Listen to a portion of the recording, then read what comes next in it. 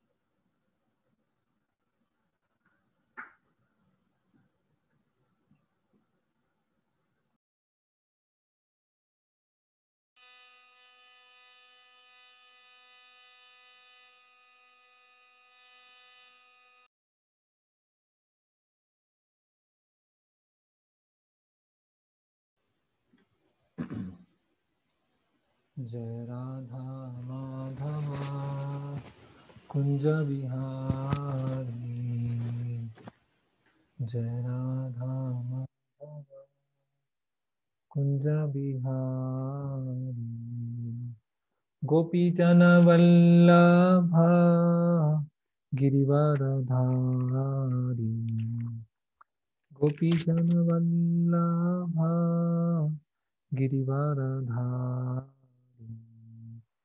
यशोदानंदन व्रज जनरंजन, यशोदानंदन व्रज जनरंजन, यमुनातीरावनचारि, यमुनातीरावनचारि, जय राधा माधवा कुंज बिहारी, जय राधा माधवा कुंज बिहारी, गोपी जन वल्लभा गोपी जन वल्लभा गिरिवरधारी, नंदन व्रज जनरंजन, यशोदानंदन व्रज जनरंजन, यमुनातीरावनचारि,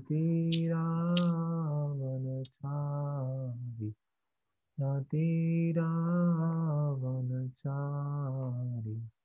जय राधा माधवा कुंज बिहारी, जय राधा माधवा कुंज बिहारी, हरे कृष्णा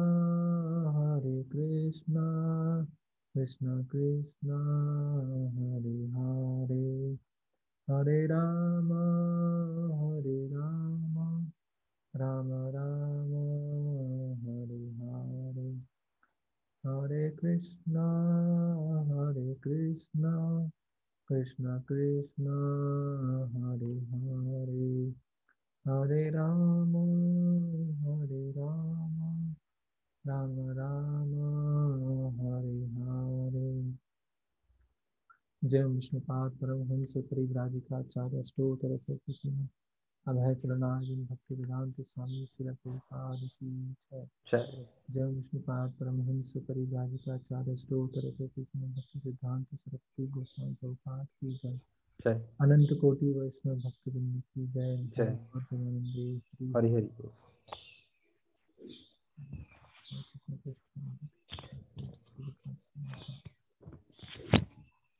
ओम नमो भगवते वासुदेवाय। ओम भगवते वासुदेवाय।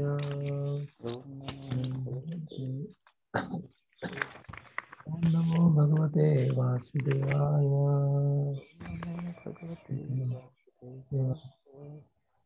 ज्ञानतिमिरन्दस्य ज्ञानञ्जनशलाकया चक्षुरुन्मिलितं तस्मै श्रीगुरुवे नमः।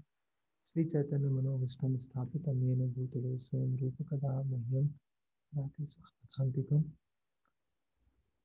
वन्देऽहं श्रीगुरो श्रीयुक्तकमलं श्रीगुरुं वैष्णवं च श्रीरूपं साग्रजातं सहगं रघुनाथान्वितं सजीवं साद्वैतं सावधूतं परिजनसहितं कृष्णचैतन्यदेवं श्रीराधा कृष्णपादान् सहगं ललिता श्रीविशाखान्वितांश्च नमः। ओं विष्णुपादाय कृष्णपृष्ठाय भूतले श्रीमते भक्तिवेदांत स्वामी की नामने नमस्ते सारस्वते देवे गौरवाणी प्रचारणे निर्विशेष शून्यवादी पाश्चात्य सितारणे। जय श्री कृष्ण चैतन्य प्रभु नित्यानंद श्री अद्वैत शिवा साधु गौर। हरे कृष्ण कृष्ण कृष्ण हरे हरे हरे राम राम राम हरे हरे। हरे कृष्ण। तो आज हम द्वितीय अध्याय गीता का सार प्रारंभ करने जा रहे हैं। उससे पहले इस हफ्ते हम जो परीक्षा लेंगे उसमें दो तरह की परीक्षाएं होंगी। एक होगा श्लोका रिसाइटेशन, इसमें हमें श्लोक याद करना है, और दूसरा होगा लिखित, जिसमें कुछ प्रश्न के जो उत्तर होंगे छोटे छोटे होंगे और एक या दो प्रश्न जो होंगे उसमें बड़ा एक ऐसे लिखना होगा, है ना।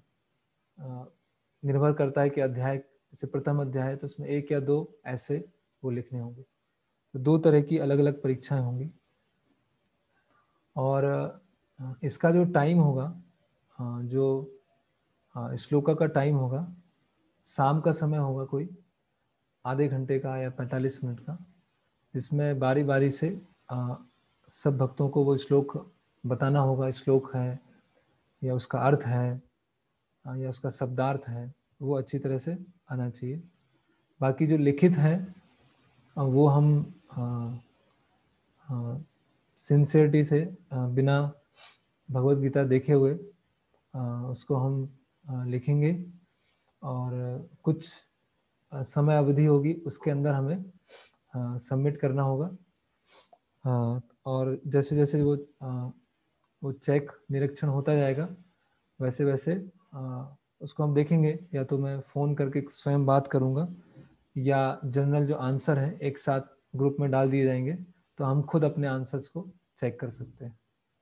देखेंगे कैसे, कितना टाइम रहता है, क्या है उसके अनुसार।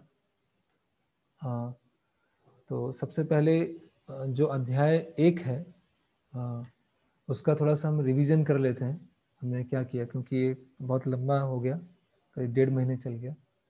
तो ऊपर ऊपर से थोड़ा सा रिवीजन कि क्या जो अर्जुन विषाद योग है, कुरुक्षेत्र के युद्ध स्थल में सैन्य निरीक्षण, है ना। और ये जो परीक्षा होगी उसमें जो गीता परिचय हमने लिया था, गीता परिचय उसके ऊपर भी प्रश्न आएंगे, और दूसरा जो प्रथम अध्याय है उसके ऊपर भी प्रश्न आएंगे। तो अध्याय 1 में सबसे पहले हमने देखा था श्लोक क्रमांक 1 से 11 तक धृतराष्ट्र की जिज्ञासा और दुर्योधन द्वारा तुलनात्मक सैन्य बल का निरीक्षण, है ना। तो पहले श्लोक में धृतराष्ट्र जिज्ञासा करते हैं। और ये महत्वपूर्ण श्लोक है। इसमें अलग अलग उपमाएं दी गई हैं। धान का खेत है, भगवत गीता की क्या विशेषता है, धृतराष्ट्र के प्रश्न से क्या मनोवृत्ति झलकती है, भगवत गीता सुनने की योग्यता क्या है, ये पहले प्रश्न। माम का पांडवश्चैव, मेरे और पांडवों के पुत्रों में क्या हुआ। फिर हम दुर्योधन की राजनीति को देखते हैं कि कैसे दुर्योधन पहले द्रोणाचार्य को थोड़ा सा कटाक्ष करते हैं, है ना। फिर अपनी सेना के अन्य जो अलग अलग योद्धा होते हैं उनका पॉलिटिकली तरह से गुणगान करते हैं, है ना। फिर भीष्म पितामह अन्य अन्य योद्धाओं का नाम लिया जाता है ना। उसका भी एक विशेष क्रम था और उस विशेष क्रम का भी एक उद्देश्य था। फिर भीष्म पितामह और अन्य अपने अपने शंख बजाना प्रारंभ करते हैं। उन शंखों की विशेषता है जो पंचजन्यम ऋषिकेश देवदत्तम धनंजय पौंड्रम दग्मो महाशंखम भीम ब्रकोदर, है ना, कि वो भीम बजाते हैं, अर्जुन बजाते हैं और ऋषिकेश। फिर पांडवों के विजय के लक्षण हैं, कुछ 9 या 10 लक्षण हैं पांडवों के, वो हमने वर्णन देखा हमने। फिर भगवान कृष्ण के अलग अलग नाम आते हैं, है ना। ऋषिकेश है, मधुसूदन है, माधव है, केशव है, ये भी हमको याद होने चाहिए।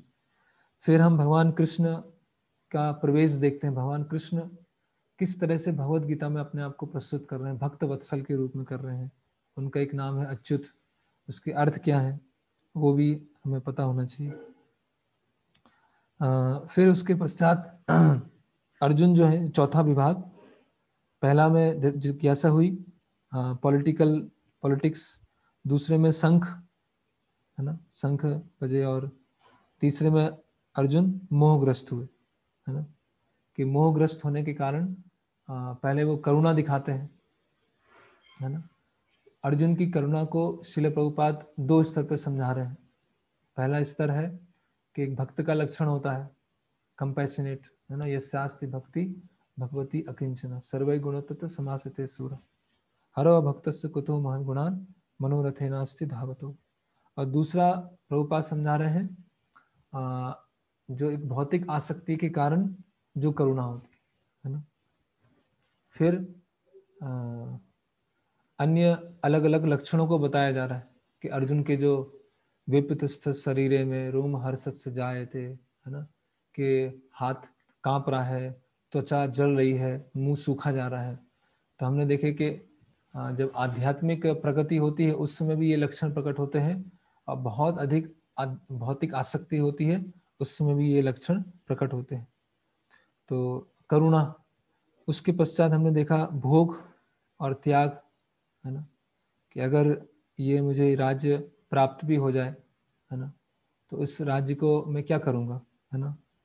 और जैसे प्रभुपाद बता रहे हैं कि हर व्यक्ति सोचता है कि कोई उसको समझ नहीं पा रहा है, ऐसे अर्जुन भी जो केशव हैं उनको बोल रहे हैं कि आप मुझे समझने का प्रयास करो, मैं क्या बोलना क्या चाह रहा हूँ, है ना, हर व्यक्ति सोचता है। फिर त्याग की भावना है। तो पहला करुणा, दूसरा भोग और त्याग, फिर तीसरा है पाप, कि अगर हम युद्ध करते हैं उसमें लोग मारे जाएंगे तो हमें पाप लगेगा। और कल हमने देखा कि जो परिवार की जो परंपराएं हैं, कुल परंपराएं हैं, वो नष्ट हो जाएंगी। कुल की परंपराओं के नष्ट होने से कुल के जो बड़े हैं उनके नष्ट होने से, वो भी हमको क्रम याद होना चाहिए, है ना। कुलक्षये प्रणश्यन्ति कुल धर्म सनातना धर्मे नष्टम कुलम कृष्णम अधर्मो भी भवाच्युता अधर्मो भी भवात कृष्णा प्रदूषंति कुलस्त्रिय। ऐसा पूरा क्रम चल रहा है। अगर हमको श्लोक याद नहीं है, एटलीस्ट वो याद हो कि कुल के नष्ट होने से कुल की परंपराएं नष्ट होती हैं, कुल की परंपराओं के नष्ट होने से अधर्म आता है, अधर्म के आने से स्त्रियां प्रदूषित होती हैं, स्त्रियों के प्रदूषित होने से वर्ण संकर उत्पन्न होते हैं, वर्ण संकर के उत्पन्न होने से किसी भी तरह के अनुष्ठान नहीं किए जाते हैं, जैसे कि पिंडदान नहीं किया जाता है। और वर्ण संकर पैदा जो पूरी पॉपुलेशन है उसकी वजह से पारिवारिक और सामुदायिक जो कल्याण कार्य होते हैं वो समाज में पूरी तरह से नष्ट हो जाते हैं, है ना। फिर अर्जुन ने बोला कि मैं ये जो भगवान आपको मैंने जो तर्क दिए हैं, मैं अपने आधार पर नहीं बोल रहा हूँ, ये मैंने गुरु शिष्य परंपरा से सुना है ना। फिर अर्जुन पूरी तरह से निराश हो जाते हैं, हताश हो जाते हैं, विषाद में पहुंच जाते हैं और अपना गांडीव को रख देते हैं। तो वो जो गांडीव को रखना है उसके बारे में भी हमने महाभारत से वृत्तांत सुना था कि वो अर्जुन बहुत गहरी स्थिति में है, बहुत ज़्यादा विषाद है उनको, है ना। और उन्होंने जो प्रतिज्ञा ली थी कि जो भी मुझे गांडीव रखने को कहेगा उसको मैं मृत्यु दूंगा, है ना। तो प्रभुपाद जी अंतिम में लिखते हैं कि ऐसा दयालु और जो कोमल हृदय वाला व्यक्ति है वो ही भगवान से आत्मज्ञान लेने के लिए योग्य है ना। तो इस तरह से ये समराइज फॉर्म में ये प्रस्तावना हुई, है ना। कोई भी पुस्तक होती है उसका कोई भी मतलब ये तो एक भौतिक विवेचना है कि कोई राइटर जो है अपनी पुस्तक लिखते हैं, उसका जो पहला अध्याय होता है और उसका जो अंतिम अध्याय होता है उसमें हिंट दे देते हैं कि पूरी पुस्तक में क्या है ना। इंट्रोडक्शन होता है या प्रीफेस होता है, उसमें पूरा बता दिया जाता है कि क्या होने वाला है। उसी तरह से इस भगवत गीता में क्या चर्चाएं होने वाली हैं, भगवान किस आधार पर अर्जुन को ज्ञान देंगे, वो पहले अध्याय में क्लियर होगा। ये जो 5 तरह के अर्जुन के डाउट हैं, है ना, कि करुणा, पाप, पुण्य, भोग त्याग, कुल परंपराओं का नष्ट होना और इनडिसीजन, इसी के उत्तर में भगवान अर्जुन को भगवत गीता सुनाएंगे और सबसे 18वें अध्याय में जाके उसको सार रूप में समराइज कर देंगे। तो ये जो हमने सारांश में चर्चा किया उसी से संबंधित प्रश्न आने वाले हैं। ओके, तो अभी हम अध्याय 2 प्रारंभ करते हैं, है ना। संजय ने कहा, तो अभी इस अध्याय में भी सेक्शन है ना, इस अध्याय के भी सेक्शन है, तो ये भी आप लोग लिख सकते हैं। तो लिखना प्रारंभ कीजिए और मैं इसको बताता हूँ।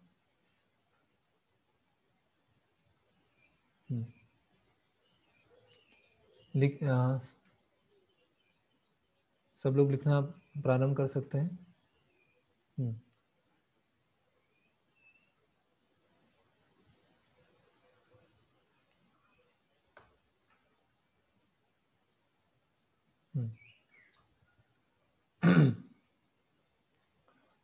श्लोक क्रमांक 1 से 10 तक अर्जुन के और संशय और कृष्ण की शरणागति, पहला सेक्शन है, section number 1, Arjuna's further doubts and surrender to Krishna.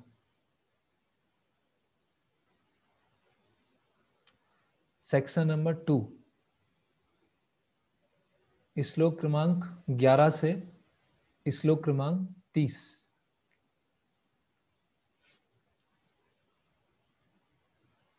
आत्मज्ञान।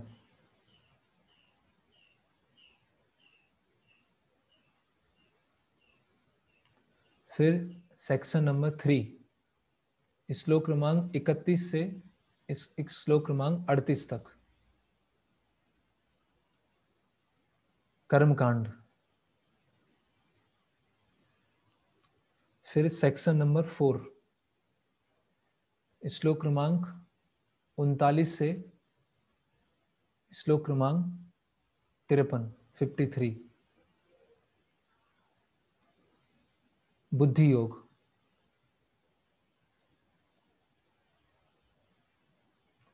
और सेक्शन नंबर 5, श्लोक क्रमांक 54 से श्लोक क्रमांक 72 तक, स्थित प्रज्ञ या ऑब्लिक समाधि।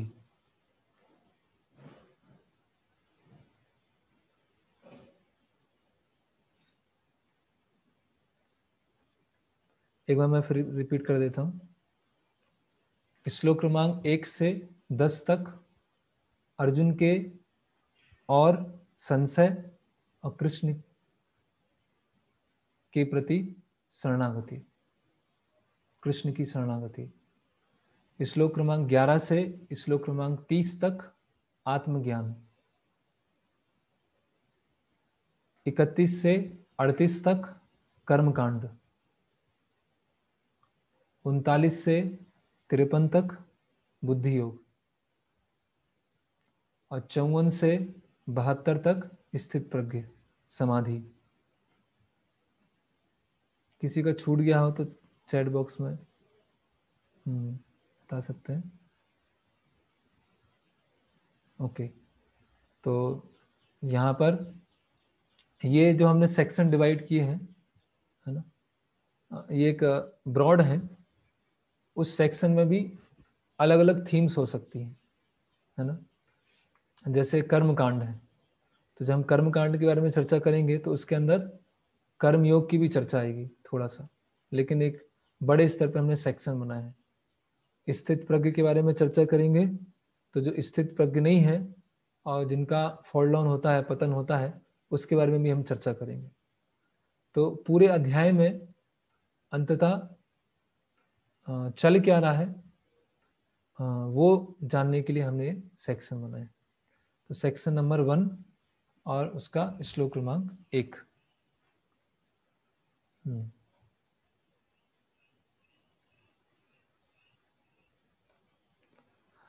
संजय ने कहा, करुणा से व्याप्त शोक कुल अश्रुपूरित नेत्रों वाले अर्जुन को देखकर मधुसूदन कृष्ण ने ये शब्द कहे। ठीक है। तम तथा कृपया विष्टम अश्रु पूर्णाकुलेक्षणम विसीदंतम इदम वाक्यम उवाच मधुसूदन। ठीक है, एक एक करके हम देखते हैं। सबसे पहले संजय जो है उन्होंने मधुसूदन शब्द उपयोग किया है। ठीक है, तो जब अर्जुन अपना गांडीव रख देते हैं तो धृतराष्ट्र क्या होते हैं, प्रसन्न हो जाते हैं कि अभी तो अर्जुन युद्ध नहीं करने वाले। तो जो धृतराष्ट्र की प्रसन्नता है उसको खत्म करने के लिए संजय क्या शब्द उपयोग करते हैं, उवाचा मधुसूदना, है ना। इसके हम तात्पर्य में देखते हैं।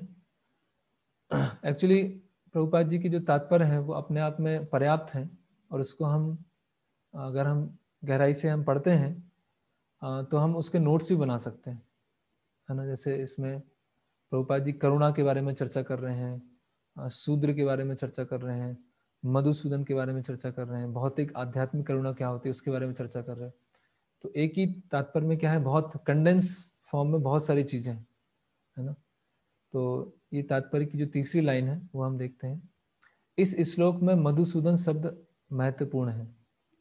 कृष्ण ने मधु नामक असुर का वध किया था और अब अर्जुन चाह रहा था कि कृष्ण उस अज्ञान रूपी असुर का वध करे जिसने उसे कर्तव्य से विमुख कर रखा है। ठीक है, तो ये मधुसूदन शब्द का इम्पोर्टेंट, ये मधुसूदन शब्द इसलिए किया। फिर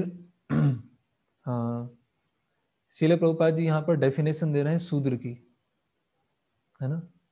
देखिए इसमें 9वीं या 10वीं लाइन है, उसके बारे में बताया गया है। अज्ञान सागर में गिरे हुए मनुष्य को केवल उसके बाहरी पहनावे अर्थात स्थूल शरीर की रक्षा करके नहीं बचाया जा सकता। जो उसे नहीं जानता और बाहरी पहनावे के लिए शोक करता है वह शूद्र कहलाता है। यह है शूद्र की डेफिनेशन।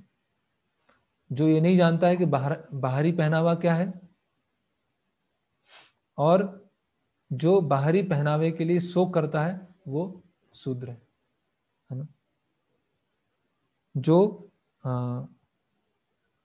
शोक में द्रवित हो जाए उसको बोलते हैं शूद्र, है ना।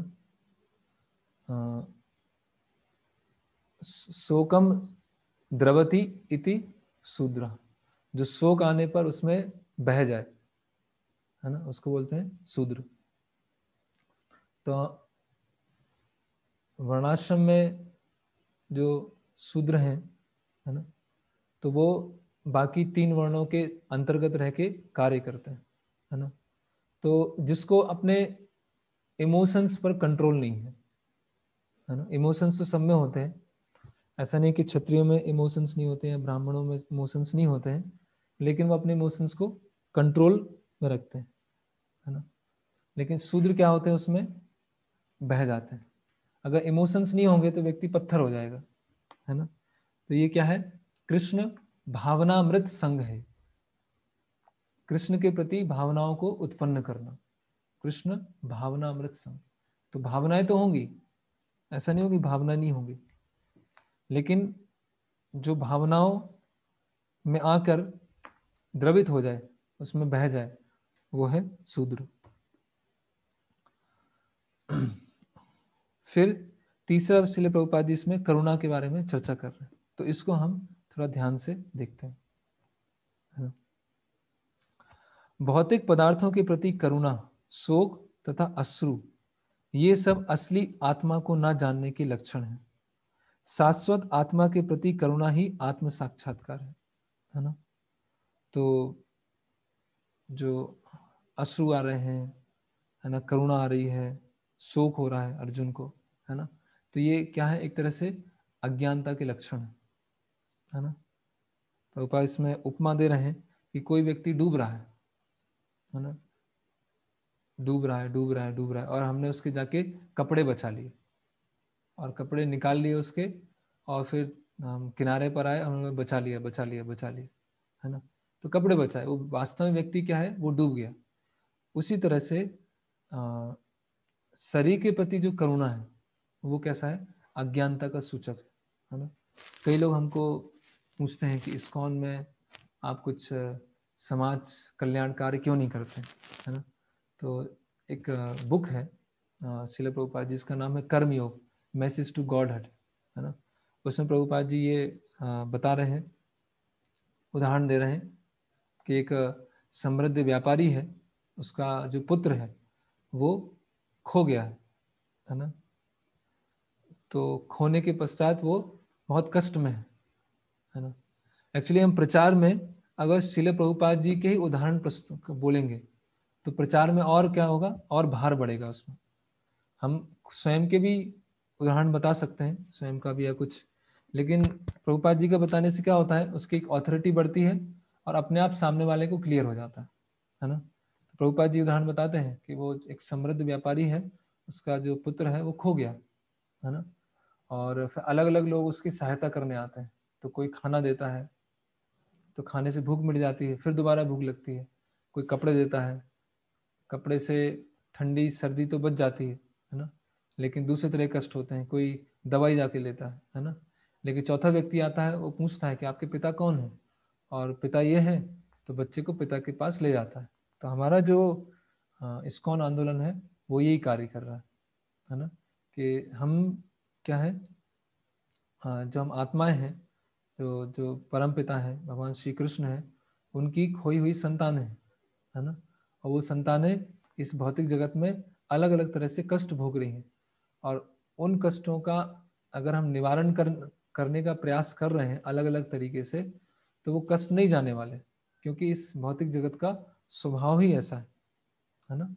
कमल दल जल जीवन टलमल, है ना, ये बहुत टेम्परेरी है। प्रभुपाद उदाहरण दिए कि जैसे एक समुद्र में व्यक्ति जा रहा है और तैर रहा है, तैरने का प्रयास कर रहा है, और बीच में क्या हुआ, तैरते तैरते थक गया, तो अभी समुद्र की जो लहरें होंगी उसको ऊपर नीचे ऊपर नीचे ऊपर नीचे ले जाएंगे, है ना।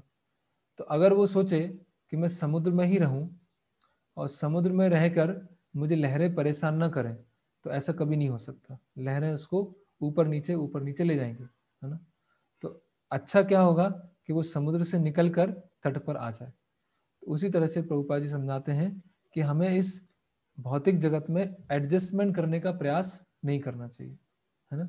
किसी तरह से जिस भी परिस्थिति में हमें अपने कर्म फलों के अनुसार जीवन मिला है उस तरह से हमें जीवन चलते रहना चाहिए। और मेन हमारा जो फोकस होना चाहिए कि समुद्र से निकलकर हमें तट पर आना है ना। तो उसमें जो हमें सहायता करते हैं वो वास्तव में सहायता है, उसमें जो उसके प्रति जो करुणा है वो वास्तविक करुणा है ना। तो यही प्रभुपाद जी इसमें समझा रहे हैं कि डूबते हुए मनुष्य के वस्त्रों के प्रति करुणा मूर्खता होगी, है ना। जैसे किसी को कुछ बीमारी हुई है ना, फोड़े हुए, फोड़े फुंसी हो गए, तो एक तरीका है कि जितने फोड़े फुंसी हुए हैं उस सब पर हम क्या लगाएंगे, मलहम लगाएंगे, ऑइंटमेंट लगाएंगे, है ना। और दूसरा तरीका है कि खून को शुद्ध करेंगे, है ना। और खून को शुद्ध होने से क्या होगा, बाकी सब चीजें क्या हो जाएंगी, वो फोड़े फुंसी खत्म हो जाएंगे। तो उसी तरह से आत्मा के प्रति हमें करुणा दिखाना, है ना। शरीर के प्रति करुणा दिखाना है किस तरह से, जिससे आत्मा के कार्य करने में आसानी हो, है ना। ऐसा नहीं कि हम शरीर के प्रति निष्ठुर हैं, है ना। जैसे एक बार भरूच में श्रवण कीर्तन कैंप था, तो वहां पर किसी भक्त ने पूछा महाराज से कि अगर कोई व्यक्ति पानी में डूब रहा है तो हमें क्या करना चाहिए। तो महाराज ने बोला कि तुम भी जाके डूब जाओ उसमें, है ना। तो ये तो कॉमन सेंस है, अभी कोई डूब रहा है तो उसको बचाना है, ठीक है। तो तो शरीर की हमें जितनी आवश्यकता है, जैसे मान लीजिए कोई भूखा है तो हमने उसको प्रसाद दिया, और साथ में उसको कुछ हरे कृष्ण महामंत्र के बारे में कुछ बताया, है ना। तो इस तरह से शरीर के प्रति करुणा है, लेकिन किस तरह से करुणा है, जिससे उसको आत्मा के कार्य करने में आसानी हो, है ना। तो कोई भी हमको ट्रेन में मिलता है, ट्रेन में कोई बच्चा है जो ऐसे भीख मांग रहे हैं, पैसे मांग रहे हैं, तो पैसे हमें कभी नहीं देना है ना। हमें कुछ फल दे सकते हैं अगर कोई ऑफर्ड चीज नहीं है, या प्रसाद दे सकते हैं, या बोल सकते हैं हरे कृष्णा, हरे कृष्णा, या हाँ प्रसाद दे, कुछ ना कुछ हम अपने साथ में प्रसाद रखें या फल रखें, वो हम दे सकते हैं, है ना। अन्यथा हम पैसे देंगे या कुछ तो वो उसका दुरुपयोग करेंगे, उससे कुछ मद्य पान की चीजें लेंगे, और उसका जो रिएक्शन है, कर्मफल है, हमारे ऊपर भी बनेगा, है ना। तो जो भक्त भी करुणामय होते हैं, है ना, लेकिन भक्तों की करुणा और अभक्तों की करुणा अलग होती है ना। तो ये प्रभुपाद जी इसमें तात्पर्य में समझा रहे हैं। फिर अंत में पढ़ते हैं, अर्जुन तो क्षत्रिय था, अतः उससे ऐसे आचरण की आशा न थी, किंतु भगवान कृष्ण अज्ञानी पुरुष के शोक को विनष्ट कर सकते हैं, और इसी उद्देश्य से उन्होंने भगवत गीता का उपदेश दिया। ठीक है, अभी अर्जुन करुणा तो दिखा रहे हैं, लेकिन किसके प्रति करुणा दिखाई जाए वो नहीं पता है, तो भगवान अभी आत्मज्ञान देंगे, है ना। श्लोक क्रमांक 11 से आत्मज्ञान देंगे कि वास्तव में हम हैं कौन। जब उस व्यक्ति के बारे में नहीं पता कि वो व्यक्ति है कौन, तो उस व्यक्ति की मदद कैसे कर पाएंगे, है ना। अगर हम किसी की मदद करना चाहते हैं, लेकिन वो है कौन वो तो जानना पड़ेगा ना। अगर वो ही नहीं पता है तो कैसे हम उसकी मदद कर पाएंगे। तो ये श्लोक क्रमांक 1। फिर श्लोक क्रमांक 2। श्री भगवान उवाचा कुतस्त्वा कस्मलम इदम विषमे समुपस्थितम अनार्जुष्टम अस्वर्गम अकीर्तिम कर अर्जुनम। बहुत महत्वपूर्ण श्लोक है ये श्लोक, हमें याद भी करना है। दूसरे नंबर का पहली बार भगवान भगवत गीता में बोलना प्रारंभ करेंगे। पहले ही भगवान ने बोला है अर्जुन को, जब रथ दोनों सेनाओं के बीच में लेके आ रहे थे, लेकिन ये भगवान अर्जुन को अभी डांट रहे हैं, है ना। कुतस्त्वा कहां से आया है, कश्मलम ये गंदगी, ये अज्ञानता कहां से आई, विषमे समुपस्थितम, है ना। जो इतना क्रूशियल टाइम है ना, इतना महत्वपूर्ण समय है, उस समय तुम्हारे अंदर ये गंदगी कहां से आ गई, कलमस कहां से आ गया, है ना। अनार्यजुष्टम, है ना। एक आर्य होते हैं, आर्य मतलब जो शास्त्रों के आधार पर जिनकी सभ्यता होती है, सिविलाइजेशन होती है, जो जीवन के मूल्यों को जानते हैं। अनार्य मतलब जो जीवन के मूल्यों को नहीं जानते। अनार्य जुष्टम अस्वर्गम, है ना। तुम ऐसा मत सोचो कि ऐसा करने से तुम्हें उच्च लोगों की प्राप्ति होगी या तुमको यश प्राप्त होगा। न तुम्हें उच्च लोक प्राप्त होगा, न तुम्हारा यश होगा, है ना। अस्वर्गम अकीर्तिम करो अर्जुन, है ना। तो हर शब्द इसमें महत्वपूर्ण है। श्री भगवान ने कहा, हे अर्जुन, तुम्हारे मन में यह कलमश आया कैसे, है ना। यह उस मनुष्य के लिए तनिक भी अनुकूल नहीं है जो जीवन के मूल्यों को जानता है। इससे उच्च लोक की ही नहीं अपितु अपयश की प्राप्ति होती है ना। तो भगवान ने अर्जुन को थोड़ा सा डांटा, फिर से डांटेंगे 11वें श्लोक में।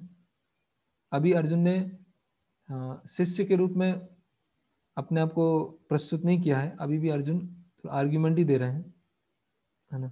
तो एक एक करके हम इसमें हम देखते हैं।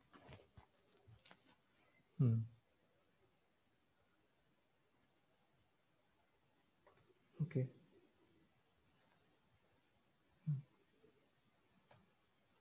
तो सबसे पहले श्री भगवान उवाचा, है ना।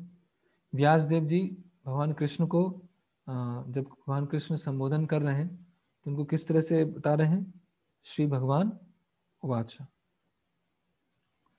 श्री मधुसूदन उवाचा, कृष्णाय उवाचा, गोविंदाय उवाचा, वो नहीं बता रहे, केशवाय उवाचा, वो नहीं बता रहे, श्री भगवान उवाचा। कि ये जो बता रहे हैं वो कोई साधारण व्यक्ति नहीं है, ये भगवान है ना। अभी जो मूर्ख लोग हैं वो क्या बोलते हैं कि व्यास देव जी ने कृष्णाय उवाचा नहीं बोला है, श्री भगवान उवाचा बोला है। इसका अर्थ क्या हुआ कि कृष्ण के अंदर भगवान है ना। कृष्ण के अंदर भगवान है, उन्होंने भगवत गीता बोली है ना। और उसका एक अपग्रेड वर्जन भी आ गया है कि कृष्ण के अंदर शिव जी हैं, उन्होंने गीता बोली है। 80 साल पहले से पहले किसी को पता नहीं था, 80 साल पहले ही पता चला कि गीता शिव जी ने बोली है, कृष्ण ने बोली है ना। तो क्योंकि लोग क्या है, भगवत गीता पढ़ते ही नहीं, सबसे बड़ी बात क्या है, वो पहले पढ़ते ही नहीं। तो श्री भगवान वाचा, है ना, भगवान ने स्वयं बोली है। और इसकी पुष्टि आगे चल के अर्जुन भी करेंगे। और हमने भी 2-3 श्लोक देखे थे जो याद करने थे, है ना। सर्व योनिषु कौन्तेय मत्ता परतरम नान्यत अहम सर्वस्व प्रभुवो। इस तरह से भगवान अपने खुद अपने बारे में बता रहे हैं, है ना। तो यहाँ पर जो भगवत गीता में श्लोक क्रमांक पृष्ठ क्रमांक 59, ये जो भगवत गीता है, इस भगवत गीता में 59 पेज पर भगवान शब्द की डेफिनेशन लिखी है ना। संस्कृत शब्द भगवान की व्याख्या व्यास देव के पिता पराशर मुनि ने की है। समस्त धन, शक्ति, यश, सौंदर्य, ज्ञान तथा त्याग से युक्त परम पुरुष भगवान कहलाता है। ऐसे अनेक व्यक्ति हैं जो अत्यंत धनी हैं, अत्यंत शक्तिमान हैं, अत्यंत सुंदर हैं, अत्यंत विख्यात, विद्वान तथा विरक्त भी हैं, किंतु कोई साधिकार यह नहीं कह सकता कि उसके पास सारा धन, शक्ति है। एकमात्र कृष्ण ही ऐसा दावा कर सकते हैं क्योंकि वे भगवान हैं। फिर प्रभुपाद जी क्या लिख रहे हैं, देखिए, ये है गौड़ीय वैष्णव कमेंट्री। ब्रह्मा, शिव या नारायण सहित कोई भी जीव कृष्ण के समान पूर्ण ऐश्वर्यवान नहीं है। प्रभुपाद जी उसमें नारायण भी इंक्लूड कर रहे हैं। कृष्ण का जो ऐश्वर्य है और नारायण का ऐश्वर्य है वो भी बराबर नहीं है, है ना। और कोई से आचार्यों ने, मतलब जो गौड़ी वैष्णव आचार्य, उन्होंने उनके अलावा और कोई नहीं लिख सकते, है ना, कि जो नारायण है वो भी उनके बराबर नहीं है ना। तो ऐसा बताते हैं कि जो शिव जी हैं उनमें 78% जो गुण हैं वो कृष्ण के समान है। और ब्रह्मा जी में 86 या 90%। ठीक है, परसेंटेज इससे हमें इतना वो लेना देना नहीं है। कहने का मतलब कृष्ण पूर्ण पुरुषोत्तम भगवान, और नारायण और कृष्ण है ना, उनमें क्या डिफरेंस है ना, वो भी आप नोट कर सकते हैं, लिख सकते हैं, है ना। कृष्ण और नारायण में क्या अंतर है ना, तो कोई बताना चाहेंगे? फिर मैं एक एक करके बता दूंगा। कोई भी, भगवान कृष्ण और नारायण में क्या अंतर है?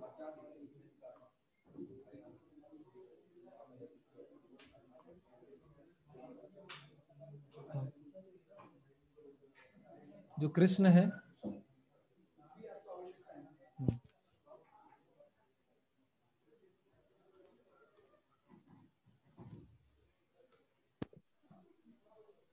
हरे कृष्ण प्रभु जी।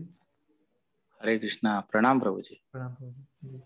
प्रभु जी, वो 4 अलग गुण है जो भगवान कृष्ण में अलग से है, 4 गुण है जी, जो कौन कौन से? वो वेणु माधुरी, हाँ। रूप माधुरी, हम्म। और कौन सा है, हाँ, लीला माधुरी।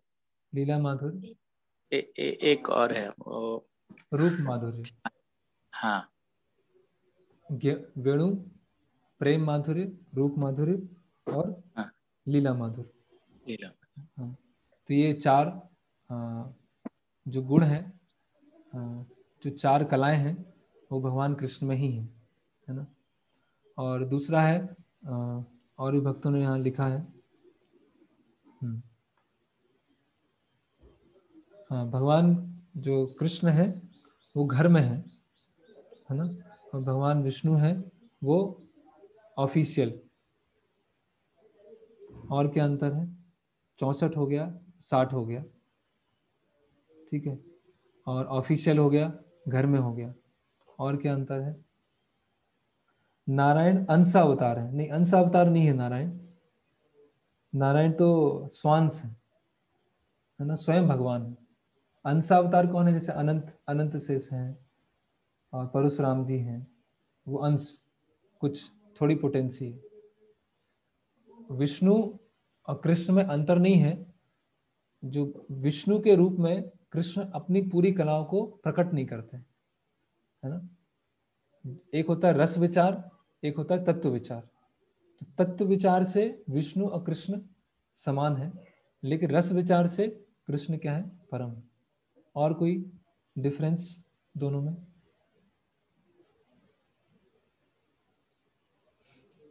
और कोई भक्त बताना चाहेंगे?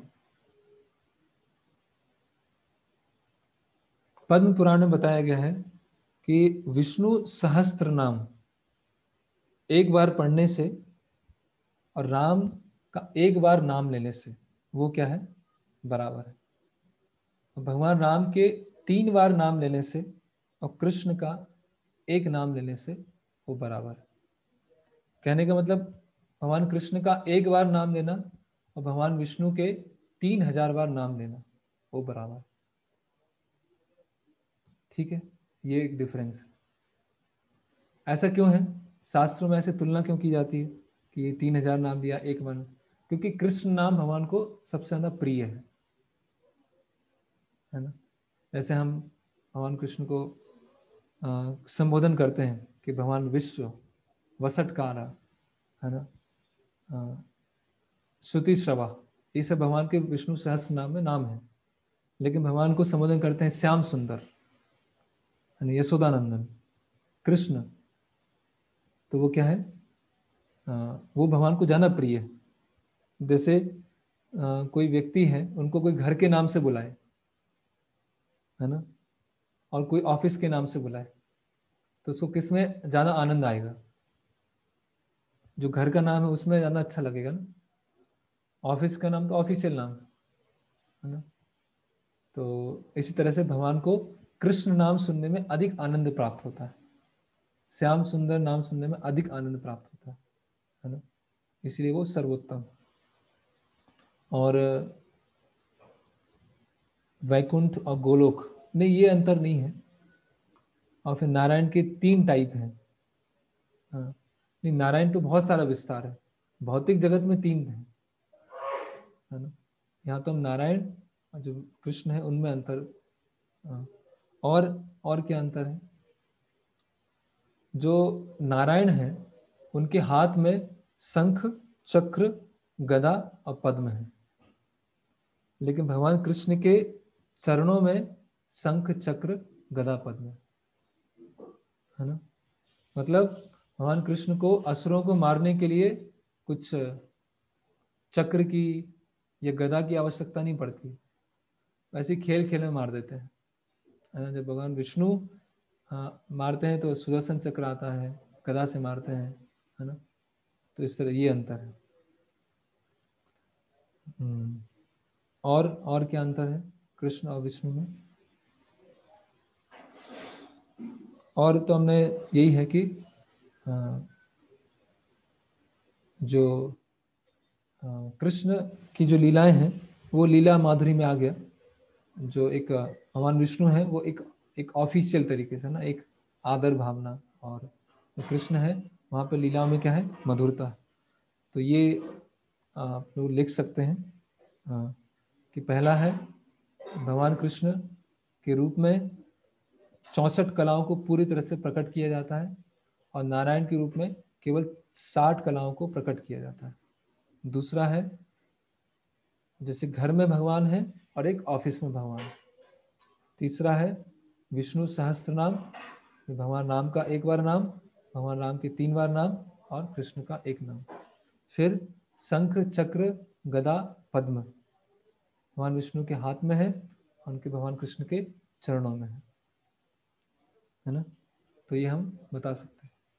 फिर इसी में हम डिस्कस कर लेते हैं उसके लिए हमें कैसे समझाना है। लोग बोलते हैं कि सबको क्लियर है, लेकिन फिर भी प्रीचिंग में ये काम आएगा कि हमने तो सुना है कि विष्णु से सारे अवतार आते हैं, आप बता रहे हैं कृष्ण से सारे अवतार आते हैं, तो इसको कैसे समझें? तो अगर कोई ऐसा बोल रहे हैं तो आप में से जिन्होंने चैतन्य चरितामृत पढ़ी है, इस चीज़ को चैतन्य चरितामृत में विस्तार से समझाया गया है कि कृष्ण से अवतार आ रहे हैं या विष्णु से अवतार आ रहे हैं। और सब कुछ समझाने के बाद कृष्णदास कविराज गोस्वामी बोल रहे हैं कि अगर कोई समझता है विष्णु से अवतार आ रहे हैं वो भी सही है, और कोई समझ रहा है कि कृष्ण से अवतार आ रहे हैं वो भी सही है। वो देखने का दृष्टिकोण अलग अलग है ना। बाकी दोनों सही बोल रहे हैं, ठीक है। तो जैसे अभी जिस कक्ष में मैं प्रवचन दे रहा हूँ उसके पीछे गोलोक चार्ट है ना। तो किसी को अगर आध्यात्मिक जगत के बारे में नहीं पता है तो वो सोचेंगे कि सारे अवतार विष्णु से आ रहे हैं, है ना। कारणोदक्षाई विष्णु, महाविष्णु से सारे अवतार आ रहे हैं। लेकिन किसी को आध्यात्मिक जगत और भौतिक जगत दोनों के बारे में पता है तो जो विष्णु है उनके सोर्स भी कौन है? कृष्ण है, ठीक है। तो वो देखने का दृष्टिकोण है कि अगर हमको पूरी पिक्चर पता है तो हम बताएंगे कृष्ण से सारे अवतार आ रहे हैं। लेकिन हमें आध्यात्मिक जगत की पिक्चर नहीं पता है, केवल भौतिक जगत का पता है, तो हम बोलेंगे विष्णु के थ्रू सारे अवतार आते हैं। तो इसमें कोई झगड़े की बात नहीं, कोई लड़ाई की बात नहीं है। अगर श्री संप्रदाय है और श्री संप्रदाय में कोई बोलते हैं नहीं नारायण परम है, नारायण से सारे अवतार आते हैं, तो सही है, उसमें कोई गलत नहीं है ना। तो ये रस विचार के आधार पर थोड़ा सा डिफरेंसेस होते हैं अलग अलग संप्रदायों में। बाकी तत्व विचार के आधार पर चाहे कृष्ण है, विष्णु है, राम है, सब बराबर है ना, कोई ऊपर नीचे नहीं है। ओके, तो एक हमें 2 चीज हमने इसमें हम सीखे। एक तो भगवान शब्द की डेफिनेशन, कोई भी प्रचार में काम आएगा। नाम वाला पॉइंट रिपीट कर दीजिए। नाम वाला पॉइंट वही है, विष्णु सहस्त्र नाम, भगवान विष्णु के 1000 नाम, भगवान राम का 1 नाम, भगवान राम के 3 नाम और कृष्ण का 1 नाम। ऐश्वर्यस्य समग्रस्य वीर्यस्य यशस्या ज्ञान वैराग्यश्चन्न शरणं भग इति गणः, है ना। ये श्लोक है, ये पराशर मुनि विष्णु पुराण में भगवान शब्द की डेफिनेशन बताते हैं। तो ये प्रीचिंग में हमारे बहुत इंपॉर्टेंट पॉइंट है। कभी कभी क्या होता है कि जब हम लेक्चर में डिस्कस करते हैं, फिलॉसफी डिस्कस करते हैं, तो बहुत डीप में चले जाते हैं, और डीप में जाना जरूरी भी है, लेकिन जो बेसिक चीजें हैं वो भूल जाते हैं, क्योंकि प्रचार में तो हमें बेसिक ही बताना है। ये भगवान शब्द की डेफिनेशन कि उनमें 6 ऐश्वर्य होता है ना। और दूसरा कृष्ण और नारायण में क्या अंतर है वो दोनों पर ये पता होना चाहिए। ठीक है, तो इसमें एक उपमा है जिससे हम समझ सकते हैं कृष्ण और विष्णु के बारे में। कि मान लीजिए एक कोई कंपनी का मालिक है, मान लीजिए रतन टाटा है, और वो अपने कहीं पर स्विट्जरलैंड में कहीं पर वो रह रहे हैं। ठीक है, और रतन टाटा ने अपनी जो सारी जो अपनी जो कंपनियां हैं भारत में डाल रखी हैं टाटा के नाम से, और भारत में एक व्यक्ति को नियुक्त करके रखा है, सीईओ है, जो भारत में सबको देखता है। ठीक है, अभी भारत में किसी व्यक्ति ने एक कंपनी का एम्प्लॉय बना, उसने रतन टाटा के बारे में कभी नहीं सुना, मालिक के बारे में कभी नहीं सुना। उसने देखा है कि भारत में जो भी कोऑर्डिनेशन हो रहा है, जो भी मैनेजमेंट हो रहा है, वो सीईओ यहाँ का व्यक्ति कोई मिस्टर शर्मा जी है वो कर रहे हैं। ठीक है, तो उसको क्या लगेगा कि पूरा जो कंपनी है, जो टाटा कंपनी है, उसको संभालने वाले कौन है, मिस्टर शर्मा जी हैं। ठीक है, अभी एक बार रतन टाटा भारत आते हैं और शर्मा जी उनको एयरपोर्ट लेने जाते हैं, और शर्मा जी अपनी गाड़ी में बैठा के रतन टाटा को कंपनी पर लेके आते हैं, है ना। तो वो जो एम्प्लॉय है वो सोचेगा शर्मा जी जो हैं वो रतन टाटा को कंपनी में लेके आए, लेकिन शर्मा जी को यहाँ रखा गया, किन्होंने रखा, रतन टाटा ने रखा। तो उसी तरह से अगर कोई व्यक्ति सोच रहा है कि विष्णु के द्वारा कृष्ण आ रहे हैं, तो वो उसको पूरी पिक्चर नहीं पता है, क्योंकि विष्णु को भी वहां किन्होंने नियुक्त किया है, कृष्ण ने नियुक्त किया है। तो इस उपमा से, इस उदाहरण से हम किसी को समझा सकते हैं। ओके, तो ये हो गया पहला। इस तात्पर्य से हमने सीखा भगवान शब्द की परिभाषा, विष्णु और कृष्ण में अंतर। ठीक है, फिर आते हैं, इसमें बहुत सारी चीज सीखने के लिए। फिर प्रभुपाद जी श्लोक उद्धरण कर रहे हैं, ईश्वरा परमा कृष्ण सच्चिदानंद विग्रह अनादिर आदिर गोविंदा सर्व कारण कारणम, ब्रह्म संहिता का श्लोक है, ये भी हमको याद होना चाहिए। फिर भागवतम का श्लोक आता है, एते चांस कला पुंसा कृष्णस्तु भगवान स्वयं इंद्रारी व्याकुलम लोकम मृणयंती युगे युगे, है ना। कि व्यासदेव जी ने जो सुत गोस्वामी ने जो सारे अवतारों का वर्णन किया, और उस वर्णन करने के पश्चात अंतिम में बता रहे हैं कि जो मैंने अंश, जो मैंने कलाएं और अलग अलग अवतारों के बारे में बताया, लेकिन कृष्णस्तु भगवान से, है ना। तो जब हम प्रीचिंग में हम किसी को समझाते हैं तो हम श्लोक बताएंगे और श्रील प्रभुपाद ने जो उदाहरण बताया है वो बताएंगे, तो उससे हमारी प्रीचिंग क्या हो जाएगी, कंप्लीट हो जाएगी। फिर हमें और कुछ संशय करने और हमें कुछ तर्क या अलग अलग चीजें सोचने की आवश्यकता नहीं है। जैसा प्रभुपाद जी ने उपमा बताया, जैसा उदाहरण बताया वो बता दिया और हमने श्लोक कोट कर दिया, तो सामने वाला जो व्यक्ति है वो कन्विंस हो जाएगा। ओके, तो ये 2 श्लोक हो गए। ठीक, अभी श्रील प्रभुपाद जी इसमें इसी तात्पर्य में उस प्रारंभ में समझा रहे हैं, जो परम सत्य है उनके 3 स्तर है। ठीक है, इसमें कौन सा श्लोक बता रहे हैं, वदंती तत्व तत्वविदस तत्वम यद ज्ञान अद्वयम ब्रह्मेति परमात्मेति भगवानेति शब्दते, है ना। कि परम सत्य को 3 अवस्थाओं में समझा जाता है, ब्रह्म, परमात्मा और भगवान। तो इसके बारे में भी हमने कई बार चर्चा किया है, लेकिन फिर भी, है ना, बेसिक को बार बार रिवीजन की आवश्यकता है, उसमें हम अच्छी तरह से प्रचार कर सकते हैं।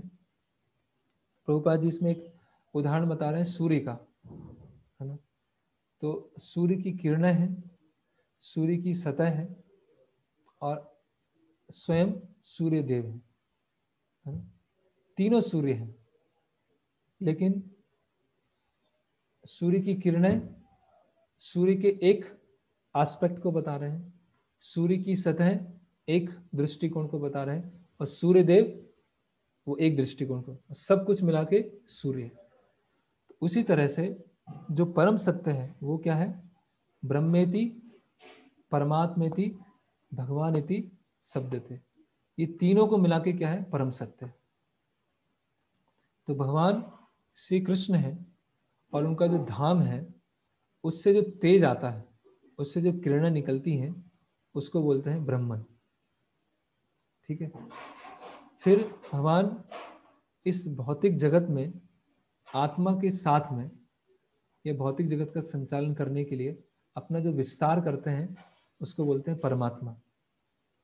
और भगवान कृष्ण स्वयं या विष्णु स्वयं भगवत धाम में उपस्थित हैं या आध्यात्मिक जगत में आते हैं, उनको बोलते हैं भगवान। तो ये तीनों मिलकर परम सत्य बनता है ना। जब कोई व्यक्ति बोलता है कि भगवान तो हर जगह व्याप्त है, भगवान तो कण कण में है, तो वो किस चीज को बोल रहे हैं? ब्रह्मन को बोल रहे हैं।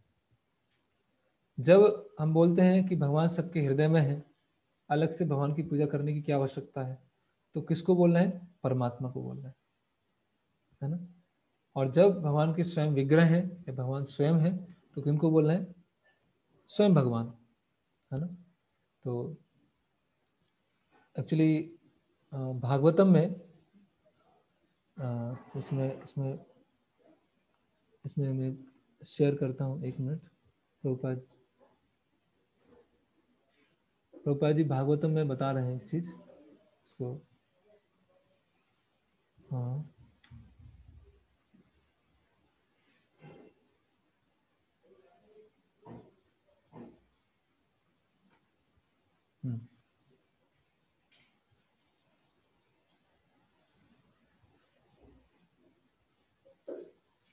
तो स्क्रीन ये शेयर किया मैंने।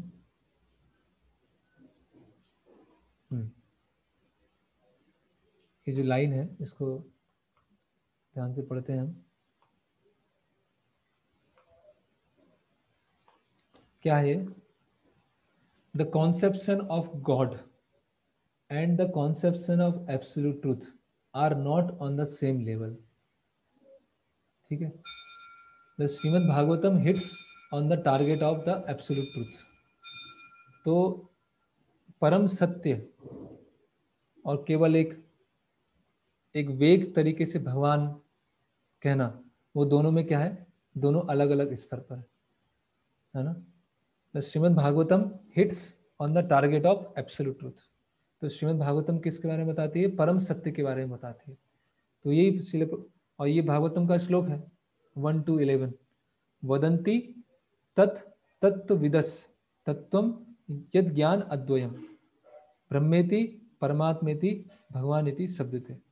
तो परम सत्य में तीनों चीजें आती है ना। जब हम बोलते हैं भगवान कण कण में है तो भी कंप्लीट नहीं हुआ, भगवान हृदय में है तो भी कंप्लीट नहीं है, भगवान एक व्यक्ति है तो भी कंप्लीट नहीं है, तीनों को मिला के वो कंप्लीट है ना। तो देखिए प्रभुपाद जी की ऐसे हम भगवत गीता पढ़ेंगे ध्यान से तो हर लाइन बहुत इंपॉर्टेंट है। हमें लगता है रिपीटिशन हो रहा है, लेकिन ऐसे भागवतम में भी हर लाइन बहुत इंपॉर्टेंट। जैसे आगे हम देखते हैं, ये लाइन देखते हैं। The conception of God indicates the controller, whereas the conception of the absolute truth indicates the summum bonum or the ultimate source of all energies। तो जब हम भगवान बोलते हैं, गॉड बोलते हैं, तो एक इमेज आती है कि कोई कंट्रोलर है, कोई नियंता है। लेकिन जब परम सत्य बोलते हैं तो परम सत्य में क्या आता है? शक्ति, शक्तिमान है। तो कोई भी हमसे पूछे परम सत्य कौन है? शक्ति और शक्तिमान है ना, ultimate source of all energies. ठीक है, ये हो गया। तो जब सूर्य की किरणें कक्ष के अंदर आती हैं तो हम बोलते हैं सूरज आ गया, लेकिन वास्तव में सूरज नहीं आया, सूर्य की किरणें आई। इसी तरह से जब कोई बोलता है कि भगवान निराकार है, भगवान का रूप नहीं है, भगवान किरणें हैं, तो परम सत्य के एक स्तर को वो बता रहा है ना। जैसे हम देखते हैं ईशोपनिषद का जो 15वां श्लोक है, उसमें भक्त प्रार्थना कर रहे हैं कि भगवान अपने मुख से इस तेज प्रकाश को हटाइए जिससे मैं आपके मुखमंडल का दर्शन कर सकूं, है ना। तो भगवान के जो शरीर है, दिव्य शरीर है, और भगवान के धाम से जो तेज प्रकाश निकलता है वो ब्रह्मन है। ठीक है। ऐसे प्रभुपाद जी उदाहरण देते हैं। ये उदाहरण इसीलिए हम रिपीट कर रहे हैं क्योंकि ये बहुत इजी है और बहुत कन्विंसिंग है ना। प्रभुपाद जी जैसे तिरुपति गए तो तिरुपति में एक जगह खड़े हुए थे और तिरुमला हिल्स पर इंगित कर रहे थे कि दूर से कोई अगर पहाड़ी को देख रहा है तो लगेगा कि हरा हरा सा कुछ है, लेकिन और नजदीक आएगा पहाड़ी के तो उसको पेड़ है, पौधे हैं, जानवर दिखाई देंगे, और अगर पहाड़ी पे उतर जाएगा तो उसको सारी वैरायटीज दिखना चालू हो जाएंगी। उसी तरह से अगर कोई परम सत्य को बहुत दूर से देख रहा है तो उसको परम सत्य कैसे दिखाई देगा? केवल एक प्रकाश दिखाई देगा। अगर परम सत्य को और नजदीक से देखेगा तो उसको परम सत्य कैसे दिखाई देगा? कि सबके हृदय में वो व्याप्त है, परमात्मा को। लेकिन परम सत्य को और नजदीक से देखेंगे तो चतुर्भुज या द्विभुज, चतुर्भुज विष्णु या द्विभुज कृष्ण के रूप में वो देख पाएंगे, है ना। इस तरह से हम समझा सकते हैं। तो ये सूर्य की उपमा है, इसको हम प्रचार में उपयोग कर सकते हैं। और जो प्रभुपाद जी ये पहाड़ी का उदाहरण देते हैं, इसको भी हम प्रचार में उपयोग कर सकते हैं। ठीक है। तो ये पूरा हुआ। फिर अंतिम पैराग्राफ आते हैं इसी श्लोक के, जहां पर प्रभुपाद जी कलमश के बारे में बता रहे हैं और आर्य के बारे में बता रहे हैं, है ना। अभी केवल भगवान शब्द की डेफिनेशन हुई है। 6 ऐश्वर्य हैं, कृष्ण नारायण में क्या अंतर है, परम सत्य के 3 स्तर हैं और 3 स्तर को कैसे समझा जाए। ठीक है। फिर और 2 श्लोक आए, ईश्वर परमा कृष्ण और एते चांस कला पुंसा। ठीक है।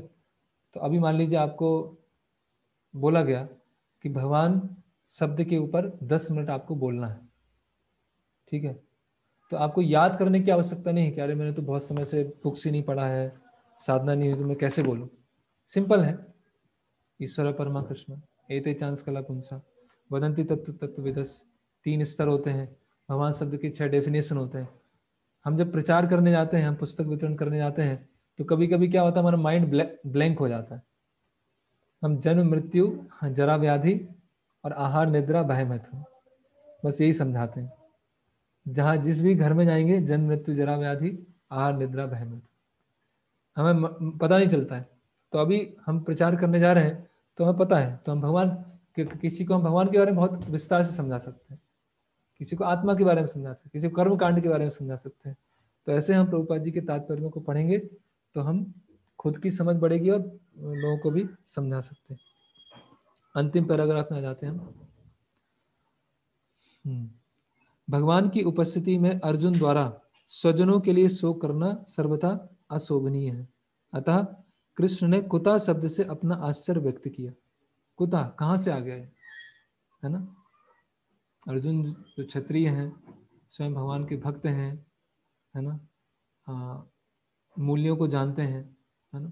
जो व्यक्ति समाज में एक जिम्मेदारी की स्थिति पर है, उसके द्वारा ऐसे कलमश आना वो कैसे संभव है ना। आर्य जैसी सभ्य जाति के लिए, सभ्य जाति के किसी व्यक्ति से ऐसी मलिनता की उम्मीद नहीं की जाती, है ना। आर्य शब्द की डेफिनेशन भी सब आप लोग लिखते जाइएगा। पहले हमने शूद्र का डेफिनेशन देखा था पिछले श्लोक में, यहाँ पर आर्य शब्द दिखाया। आर्य कौन है? आर्य शब्द उन व्यक्तियों पर लागू होता है जो जीवन के मूल्यों को जानते हैं और जिनकी सभ्यता आत्म साक्षात्कार पर निर्भर रहती है ना। वो आर्य जो जीवन के मूल्यों को जानते हैं, जीवन क्या है, और उसके आधार पर उनकी सभ्यता आत्म साक्षात्कार पर निर्भर होती है। तो आर्य, जो आर्यन इन्वेजन जो है कि यूरोप में आर्य थे, सुशिक्षित लोग थे, और भारत में सारे बारबेरियन थे, आदिवासी थे, और यूरोप के लोग यहाँ भारत में आए और उन्होंने फिर भारत को बसाना चालू किया। उससे पहले सब अशिक्षित लोग थे। अशिक्षित मतलब सब ऐसे आदिवासी जंगली टाइप में लोग थे। लेकिन यहाँ पर हम देखते हैं कि ये जो हिटलर था, हिटलर का जो फ्लैग था उसमें किसका साइन था? स्वास्तिक, उल्टा स्वास्तिक, है ना। तो वो सब अपने आप को क्या आर्यन समझते थे। हम क्या हैं? हम सब डेवलप लोग हैं। और जितने ये एशियन है, साउथ एशिया है, भारत है, ये सब क्या है, बारबेरियन है, जंगली है। तो सारे पूरे संसार में हमें आर्य लोगों को फैलाना है ना। तो इसकी वजह से प्रथम विश्व युद्ध और द्वितीय विश्व युद्ध ये सब हुए, है ना। और आज भी हम क्या सोचते हैं कि यूरोपियन लोग एडवांस हैं और भारत के लोग पिछड़े हैं। यूरोप के लोगों ने भारत को बसाया, और ये आर्यन इन्वेजन थ्योरी सब पढ़ते हैं। अभी तो ये डिफीट हो चुकी है, लेकिन जो कंपटीशन की तैयारी करते हैं उसमें उनको पढ़ना पड़ता है, वो एग्ज़ाम देना पड़ता है, और वो एग्ज़ाम दे के IAS IPS बनते हैं। और फिर यही धारणा होती है कि हमें अपने देश को, अपने शहर को, अपने ज़िले को डेवलप करना है ना। तो लेकिन आर्य मतलब कौन है, जो जीवन के मूल्यों को जानते हैं और आत्म साक्षात्कार के आधार पर उनकी सभ्यता होती है, सिविलाइजेशन होती है, उसको हम आर्य कहते हैं, है ना। देहात्म बुद्धि से प्रेरित मनुष्यों को यह ज्ञान नहीं रहता कि जीवन का उद्देश्य परम सत्य विष्णु या भगवान का साक्षात्कार है ना। वे तो भौतिक जगत के बाह्य स्वरूप से मोहित हो जाते हैं, अतः वे यह नहीं समझ पाते कि मुक्ति क्या है। जिन पुरुषों को भौतिक बंधन से मुक्ति का कोई ज्ञान नहीं होता, वो अनार्य कहलाते हैं, है ना। तो भगवान ने क्या शब्द उपयोग किया यहाँ पर, अनार्य जुष्टम। अर्जुन तुम अनार्य की तरह बात कर रहे हो, है ना। तो अनार्य कौन है, जो ये नहीं जानते कि इस संसार से, भौतिक जगत से कैसे निकला जाए, वो अनार्य है, वो अनसिविलाइज्ड है ना। कोई कोट पैंट या कांटे छुरी से खाने से कोई सिविलाइज नहीं हो जाता, है ना। सिविलाइज्ड वो है जो इस भौतिक जगत से कैसे निकला जाए उसको जानता है, और चाहे वो उनका पहनावा या खान पान या चलने का तरीका बहुत सोफिस्टिकेटेड है, लेकिन उनको ये नहीं पता है अगर वो कैसे भौतिक जगत से निकला जाए, तो अनसिविलाइज्ड है, वो जंगली लोग हैं, वो आदिवासी लोग हैं। यद्यपि अर्जुन क्षत्रिय था, किंतु युद्ध से विचलित होकर वह अपने कर्तव्य से गुमराह हो रहा था। उसकी यह कायरता अनार्यों के लिए ही शोभा देने वाली हो सकती है। कर्तव्य पथ से इस प्रकार का विचलन ना तो आध्यात्मिक जीवन में प्रगति करने में सहायता बनता है, ना ही इससे संसार में ख्याति प्राप्त की जा सकती है ना। भगवान कृष्ण ने अर्जुन द्वारा अपने स्वजनों पर इस प्रकार की करुणा का अनुमोदन नहीं किया। तो ऐसे कर्तव्य विमूढ़ होने से ना तो आपको आध्यात्मिक प्रगति होगी, ना ही जो आप सोच रहे हैं कि इतने बड़े आप वैरागी कहलाएंगे, तो लोग भी बोलेंगे कि ये युद्ध छोड़ के डर के मारे भाग गया, है ना। तो कर्तव्य हमें नहीं छोड़ना चाहिए। श्लोक क्रमांक 3। क्लैब्यम मा स्मगमा पार्था नैततै उत्पत्तते क्षुद्रम हृदय दौर्बल्यम त्यक्तोत्तिष्ठ परंतपा, है ना। फिर भगवान डांट रहे हैं, और एकदम बुरी तरह से डांट रहे हैं भगवान, है ना। क्लैब्यम, अर्जुन को क्या बोलना है, अर्जुन तुम क्लैब्य हो, नपुंसक हो, है ना। हे प्रथा पुत्र, इस हीन नपुंसकता को प्राप्त मत हो, है ना, यह तुम्हें शोभा नहीं देती। उदपद्यते क्षुद्रम हृदय दौर्बल्यम, है ना। हे शत्रुओं के दमन करता, हृदय की क्षुद्र दुर्बलता को त्याग कर युद्ध के लिए खड़े हो। त्यक्तो उत्तिष्ठ परंतप, है ना। तो ये भी बहुत अच्छा श्लोक है ना। इसमें दो चीजें जानने के लिए है, एक तो हृदय दौर्बल्यता, है ना, वीकनेस ऑफ हार्ट। ये एक तरह का अनर्थ होता है, सब में होता है ये अनर्थ, किसी में कम होता है, किसी में ज्यादा होता है। हृदय दौर्बल्यता मतलब पता है क्या सही है क्या गलत है, फिर भी हम नहीं कर पा रहे हैं, है ना। कुछ ना कुछ आसक्तियां हैं, है ना, या कुछ जीवन में कुछ अलग दूसरी प्राथमिकताएं हैं, या डर है, या संशय है, तो उसके कारण क्या है, पता होते हुए भी नहीं कर पा। वीकनेस ऑफ हार्ट, हृदय दौर्बल्यता। तो ऐसा नहीं कि अर्जुन को पता नहीं है कि दुर्योधन ने इतने पूरे जीवन में हमको प्रताड़ना दी है, और स्वयं कृष्ण बोल रहे हैं तो युद्ध से हट जाना चाहिए। ऐसा नहीं कि अर्जुन को नहीं, अर्जुन ने डिसीजन ले लिया है ना। इसीलिए अर्जुन अंत में बोलते हैं कि भगवान मुझे अभी कुछ समझ में नहीं आ रहा है, कार्पण्य 200 पाठ सुनो, तो अर्जुन को पता है सही क्या गलत क्या है, फिर भी नहीं कर पा रहे हैं, तो इसको बोलते हैं वीकनेस ऑफ हार्ट, है ना। तो जो वीकनेस ऑफ हार्ट, जब हृदय दौर्बल्यता होती है तो किसी को कड़े शब्दों में बोलना पड़ता है ना, किसी को हिलाना पड़ता है सामने वाले को, क्योंकि ऐसा नहीं उसको पता नहीं है, जिनको पता नहीं है उनको पहले बताना पड़ता है, अच्छा ये सही है, ये गलत है, ये करना चाहिए, ये नहीं करना चाहिए। लेकिन जिनको पता है नहीं कर पा रहे हैं, तो जो गुरु हैं या भक्त हैं उनको क्या थोड़ा ऐसे शब्द बोलते हैं। तो भगवान क्या बोल रहे हैं, क्लैब्यम्मा, तुम नपुंसक हो। हाँ, मतलब किसी क्षत्रिय को नपुंसक बोलना, जैसे मान लीजिए कोई ब्राह्मण है और कोई जिसने बहुत शास्त्रों को पढ़ा है और उसको बोले तुम तो महामूर्ख हो, तुमको कुछ नहीं आता, है ना, तो एकदम से और वो हो जाएगा कि अरे मुझे कैसे बोल दिया, है ना। ऐसे कोई माता जी हैं, गृहिणी है ना, उनको बहुत सारी चीज बनाना आता है, बहुत भगवान के लिए बहुत सारे भोग बनाना आते हैं, और किसी ने एकदम डांट दिया, कुछ नहीं आता, सब बेकार कर दिया, सब उल्टा पुल्टा कर दिया, है ना, तो एकदम से हृदय में क्या लगेगा, अरे मुझे तो इतना अच्छा सब कुछ आता है और मुझे ऐसा बोल दिया। तो ऐसे ही क्षत्रिय के लिए भगवान क्या बोलना है, क्लैब्यम्मा, कि नपुंसकता को प्राप्त मत हो, है ना, कायर मत बनो, है ना। ये तुम कोई बड़ा कोई ऐसा तुम युद्ध से चले जाओगे, तुम्हारी वाहवाही होगी, नहीं होगी, सब तुमको कायर समझेंगे, नपुंसक समझेंगे, है ना। तो वो क्या है, अर्जुन को क्या हिला रहे हैं स्ट्रॉन्ग शब्दों से। और पार्थ, है ना, पार्थ शब्द उपयोग किया, पार्थ मतलब प्रथा पुत्र, कुंती पुत्र।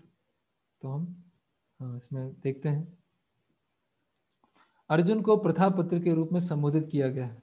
प्रथा कृष्ण के पिता वसुदेव की बहन थी, कुंती महारानी, अतः कृष्ण के साथ अर्जुन का संबंध था। यदि क्षत्रिय पुत्र लड़ने से मना करता है तो नाम का क्षत्रिय है, और यदि ब्राह्मण पुत्र अपवित्र कार्य करता है तो नाम का ब्राह्मण है। देखिए कितना प्रभुपाद जी अच्छा लिख रहे हैं कि अगर कोई ब्राह्मण है वो पाप करता है तो ब्राह्मण नहीं है, ब्राह्मण 4 नियमों का पालन करता है तो ब्राह्मण नहीं है, और क्षत्रिय अगर युद्ध लड़ने से मना कर देता है तो वो नाम का क्षत्रिय, वो क्षत्रिय बंधु है, ब्रह्म बंधु है। ऐसे क्षत्रिय तथा ब्राह्मण अपने पिता के अयोग्य पुत्र हैं, अतः कृष्ण यह नहीं चाहते कि अर्जुन अयोग्य क्षत्रिय पुत्र कहलाए। अर्जुन कृष्ण का घनिष्ठ मित्र था और कृष्ण प्रत्यक्ष रूप से उसके रथ का संचालन कर रहे थे, किंतु इन सब गुणों के होते हुए भी अर्जुन युद्ध भूमि को छोड़ता है, यह अत्यंत निंदनीय कार्य है ना। तो भगवान प्रभुपाद जी आगे बता रहे हैं कि अर्जुन ये तुम उसको उदारता मत समझो कि तुम बहुत बड़े उदार हो, तुम छोड़ के जा रहे हो, ये तुम्हारी हृदय की दुर्बलता है ना। जैसे वो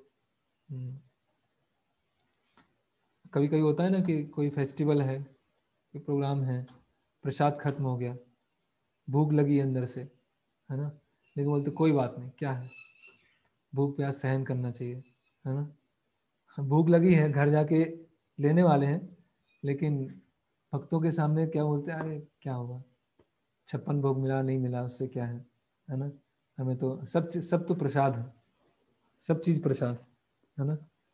परिस्थिति को फिलोसोफाइज करना, है ना। तो अभी युद्ध करना नहीं चाहते हैं, हृदय दुर्बलता है, और उसको नाम किसका दे दिया, उदारता का नाम दे दिया। लेकिन भगवान ने उसको तुरंत भगवान तो स्वयं हृदय में बैठे हुए, भगवान देख रहे ये उदारता नहीं है तुम्हारी, ये तुम्हारी क्या है, नपुंसकता है, हृदय दुर्बलता है ना। अतः अर्जुन जैसे व्यक्ति को कृष्ण के प्रत्यक्ष निर्देशन में ऐसी उदारता या कथा कथित अहिंसा का परित्याग कर देना चाहिए, है ना। तो कभी कभी प्रचार में हमें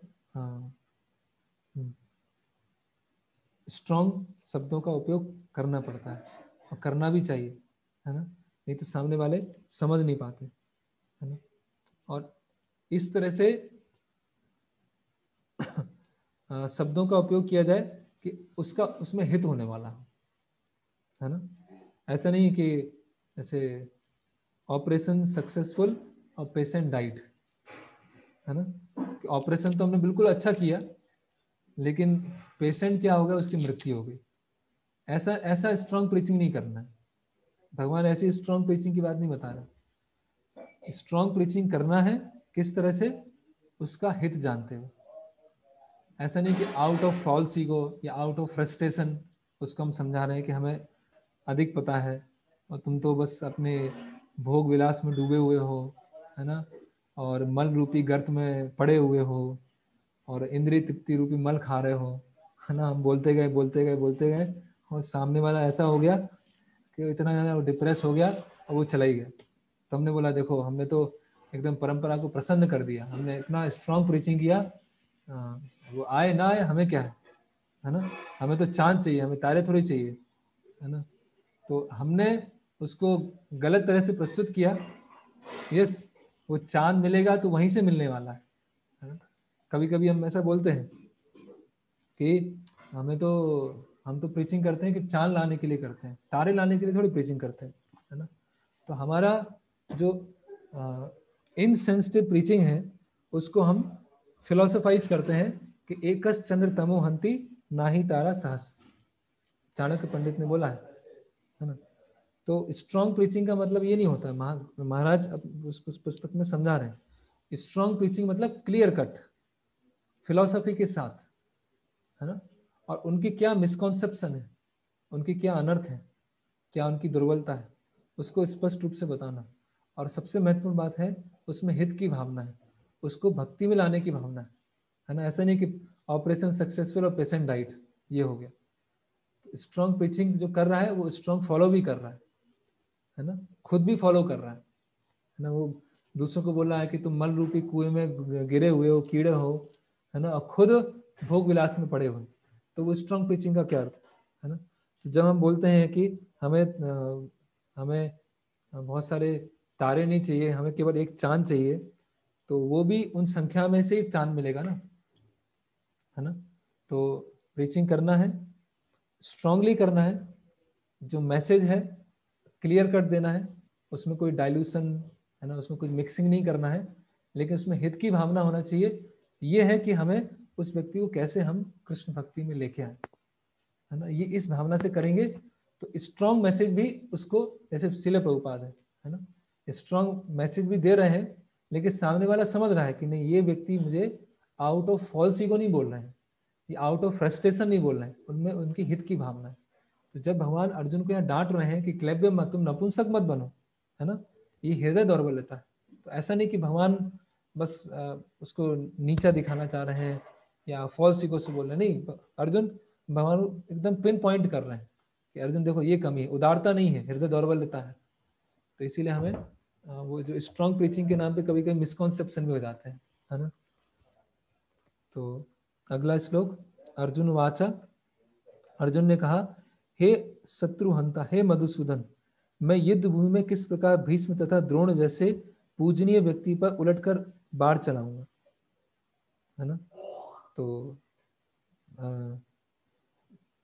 फिर अर्जुन क्या तर्क दे रहे हैं कि ठीक है जो भीष्म है या द्रोण है उन पे कैसे बाढ़ चला, ठीक है उन्होंने अधर्म के साथ, प्रभुपाद जी तात्पर्य में लिख रहे हैं कि जो गुरु हैं उनके साथ वाक युद्ध भी नहीं करना चाहिए, है ना।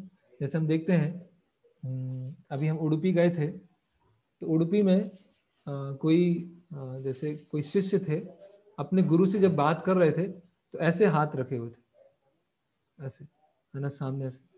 तो पहले समझ में नहीं आया कि ऐसे हाथ क्यों रखे हैं, कि फिर बाद में समझ में आया कि गुरु के समय ऐसे हाथ क्यों रखे हैं कि ऊंची आवाज में बात नहीं करना है ना, गुरु के साथ आर्ग्यूमेंट नहीं करना है, तर्क वितर्क नहीं करना है, वाक युद्ध नहीं करना है। तो इसीलिए ऐसे जो गुरुकुल के बच्चे थे वहां पर या बड़े बच्चे थे अपने शिक्षक से बात कर रहे थे तो ऐसे हाथ रखे, है ना। तो ये कल्चर है कि गुरु के साथ में वाक युद्ध नहीं करना है ना। तो अर्जुन बता रहे हैं कि एक सामान्य शिष्टाचार है कि गुरु के साथ वाक युद्ध जो नहीं करना है, और आप बोल रहे हैं कि जो भीष्म देव हैं और द्रोणाचार्य पे तीर चलाना है, ये तो मुझे बिल्कुल भी समझ में नहीं आ रहा है। और प्रभुपाद जी तात्पर्य में लिख रहे हैं कि आप कभी अपने जो नाना है उग्रसेन है उनके ऊपर बाण चलाएंगे, या आपके जो अपने गुरु हैं सांदीपनी मुनि उनके ऊपर कभी बाण चलाएंगे। तो इस तरह से अर्जुन इनडायरेक्टली बोल रहे हैं, है ना। फिर अगला श्लोक 5वां, ऐसे पुरुषों को जो मेरे गुरु हैं उन्हें मारकर जीने की अपेक्षा इस संसार में भीख मांगकर खाना अच्छा है। भले ही वे सांसारिक लाभ के इच्छुक हो, किंतु है तो गुरुजन ही। यदि उनका वध होता है तो हमारे द्वारा योग्य प्रत्येक वस्तु उनके रक्त से सनी होगी, है ना। तो बोल रहे हैं कि ठीक है, सांसारिक लाभ के इच्छुक हैं, लेकिन हमारे गुरु हैं, इसीलिए हम तो ये नहीं कर सकते। तो अर्जुन बात सही बोल रहे हैं, नैतिकता की बात कर रहे हैं, बिल्कुल सही बात कर रहे हैं, लेकिन भगवान नैतिकता से ऊपर ले जाने वाले हैं अर्जुन को। फिर श्लोक क्रमांक 6, फिर ये अर्जुन का 5वां आर्ग्यूमेंट आ गया कि अर्जुन खुद भी निश्चय नहीं कर पा रहे हैं कि युद्ध करूं नहीं करूं, मतलब युद्ध में हमारी जय होगी या नहीं होगी। हम यह भी नहीं जानते कि हमारे लिए क्या श्रेष्ठ है, उनको जीतना या उनके द्वारा जीते जाना। यदि हम धृतराष्ट्र के पुत्रों का वध करते हैं तो हमें जीवित रहने की आवश्यकता नहीं है, फिर भी वे युद्ध भूमि में हमारे सामने खड़े हैं, है ना। तो अर्जुन अभी इस डिसीजन पे आ गए कि पता नहीं हम जीत जाएंगे नहीं जीतेंगे, और जीतेंगे तो इतनी सारी समस्याएं जाएंगी, गुरु जो बड़े जन है उनको भी मारना होगा, बेटर है हम युद्ध नहीं करें और मैं भीख मांग के जीवन जी लूंगा, है ना। तो यहाँ पर अर्जुन के आर्ग्यूमेंट खत्म हो गए, ठीक है। और 7वें श्लोक में अर्जुन शरणागति लेंगे। इसका हम वो पढ़ लेते हैं तात्पर्य 6ठे श्लोक का। अर्जुन की समझ में यह नहीं आ रहा था कि वह क्या करे, युद्ध करे या अनावश्यक रक्तपात का कारण बने। यद्यपि क्षत्रिय होने के नाते युद्ध करना उसका धर्म है, या फिर वह युद्ध से विमुख होकर भीख मांगकर जीवन यापन करे। यदि वह शत्रु को जीतता नहीं है तो जीविका का एकमात्र साधन भिक्षा ही रह जाता है। फिर जीत भी तो निश्चित नहीं है, क्योंकि कोई भी पक्ष विजयी हो सकता है ना। तो अर्जुन, फिर नीचे आते हैं, अर्जुन द्वारा व्यक्त इस प्रकार के विचार सिद्ध करते हैं कि वह न केवल भगवान का महान भक्त है, अपितु वह अत्यंत प्रबुद्ध तथा अपने मन तथा इंद्रियों पर पूर्ण नियंत्रण रखने वाला है। राज परिवार के जन्म लेकर भी भिक्षा द्वारा जीवित रहने की इच्छा उसकी विरक्ति का दूसरा लक्षण है। देखिए अभी प्रभुपाद जी फिर से 2 स्तर पर तात्पर्य को समझा रहे हैं। देखिए लास्ट में क्या है, ये सारे गुण तथा अपने आध्यात्मिक गुरु श्री कृष्ण के उपदेशों में उसकी श्रद्धा, ये सब मिलकर सूचित करते हैं कि वह सचमुच पुण्यात्मा है। इस तरह यह निष्कर्ष निकला कि अर्जुन मुक्ति के सर्वथा योग्य था। जब तक इंद्रिय संयमित न हो, ज्ञान के पथ पर उठ पाना कठिन है, और बिना ज्ञान भक्ति के मुक्ति नहीं। अर्जुन अपने भौतिक गुणों के अतिरिक्त इन समस्त दैवी गुणों से भी दक्ष था। तो अर्जुन योद्धा है, अच्छे क्षत्रिय हैं, लेकिन उनको नैतिकता का भी ज्ञान है, ठीक है। तो यहाँ पर अर्जुन के आर्ग्यूमेंट जो हैं समाप्त होते हैं, और जो 7वां श्लोक है उसमें अर्जुन भगवान की शरण लेंगे। तो यहाँ पर हम विराम देंगे, समाप्त करेंगे, और अगले शनिवार को कक्षा होगी। रविवार को कक्षा नहीं होगी क्योंकि गौर पूर्णिमा है, और भोपाल में लॉकडाउन है, रहेगा शायद, तो कक्षा हो भी सकती है नहीं भी हो सकती, थोड़ा अनिश्चित है। तो वो पहले से ग्रुप में बता दिया जाएगा, और इस वीक में जो एग्ज़ाम है वो हो। अभी किसी का इसमें डाउट है, कोई प्रश्न है, कोई जिज्ञासा है तो पूछ सकते हैं। बहुत महत्वपूर्ण श्लोक थे आज, खासकर श्लोक क्रमांक 2, 1, 2, 3, ये तीनों श्लोक महत्वपूर्ण हैं। करुणा के बारे में, भगवान की डेफिनेशन के बारे में, और हृदय दौर्बल्यता और स्ट्रॉन्ग प्रीचिंग, उसके बारे में हमने चर्चा की। किसी कोई डाउट है, कोई प्रश्न है तो पूछ सकते हैं।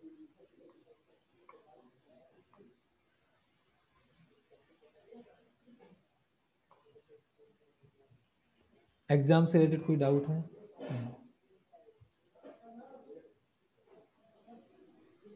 हरे कृष्ण प्रभु जी। हाँ, हरे कृष्ण माता।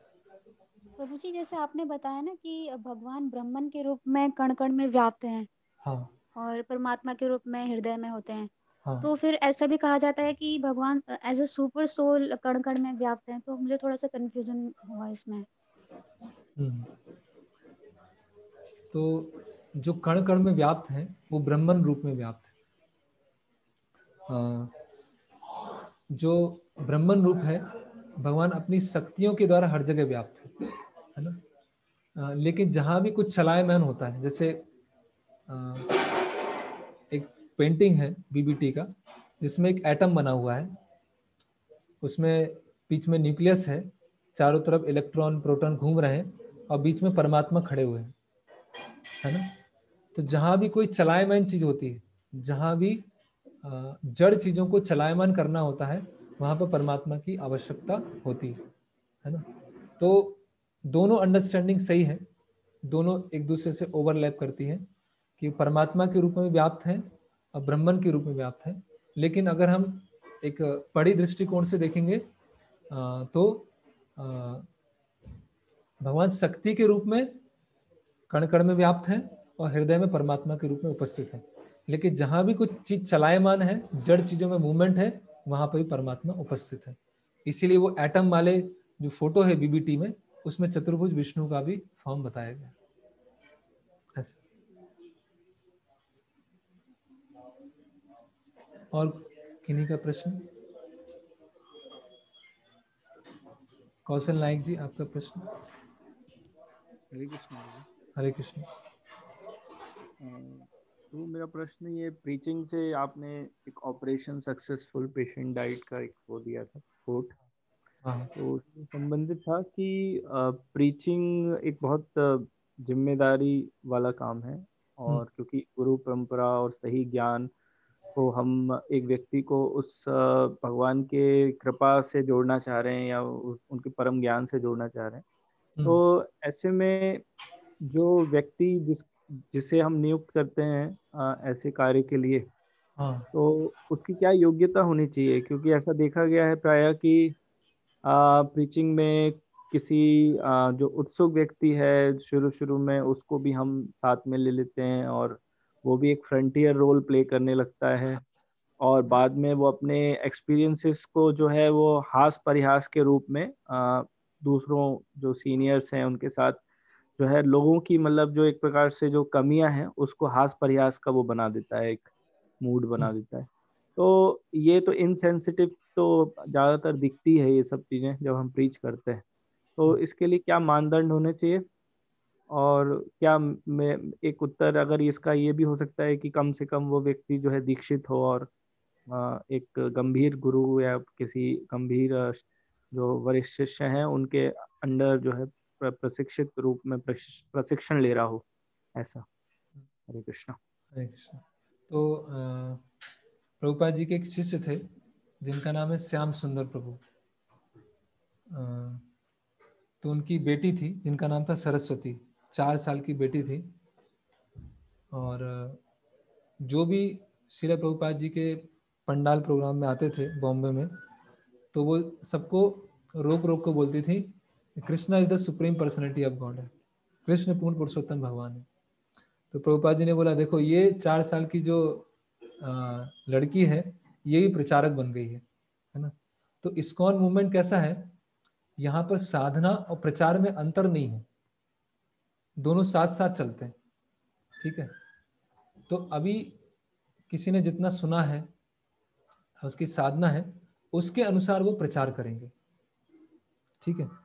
किसी को बेसिक पता है कि भगवान कौन है, डेफिनेशन क्या है, देवी देवता क्या, उतना प्रचार करेंगे, ठीक है। हो सकता है व्यवहारिक रूप से इतना गाइड नहीं कर पाए, सैद्धांतिक रूप से समझा पाए। तो ये दोनों चीजें साथ साथ चलती हैं, क्योंकि प्रचार अगर हम नहीं करेंगे तो हम साधना भी अच्छी तरह नहीं कर पाएंगे।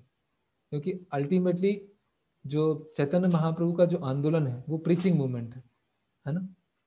चैतन्य महाप्रभु हरिनाम देने आए और हम उसमें भाग ले रहे हैं। तो प्रचार तो करना ही है, हर किसी को करना है। अभी किसको कितना करना है वो इसीलिए जो सीनियर भक्त हैं उनके अंडर में रह के प्रचार किया। तो जनरली जब हम पुस्तक वितरण में जाते हैं तो उसमें तो बहुत ही एक बेसिक स्तर का प्रचार होता है कि पुस्तक लीजिए, ये है, महत्वपूर्ण है, जीवन का उद्देश्य क्या है। तो और उसमें इसीलिए समय समय पर जो प्रचार कर रहे हैं उनकी अलग से क्लास होना भी जरूरी है कि किसी को हमने बहुत ज़्यादा ही प्रचार कर दिया, उसकी इतनी भूख नहीं थी।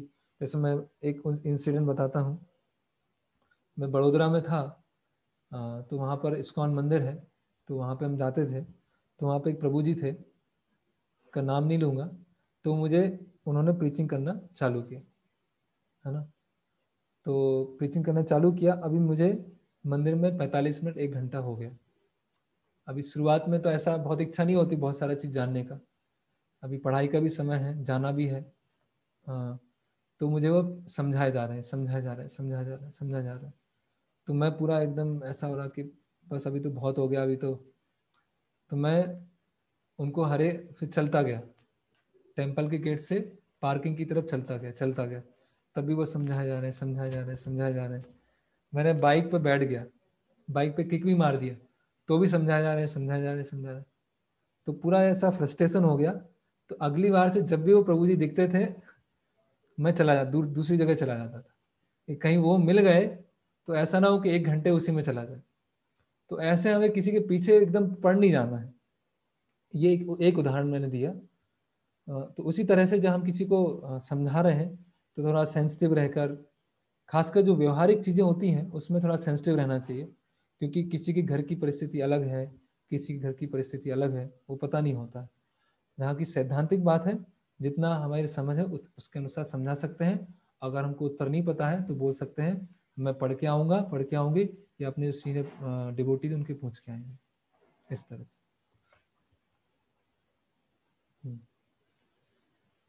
हरे कृष्णा।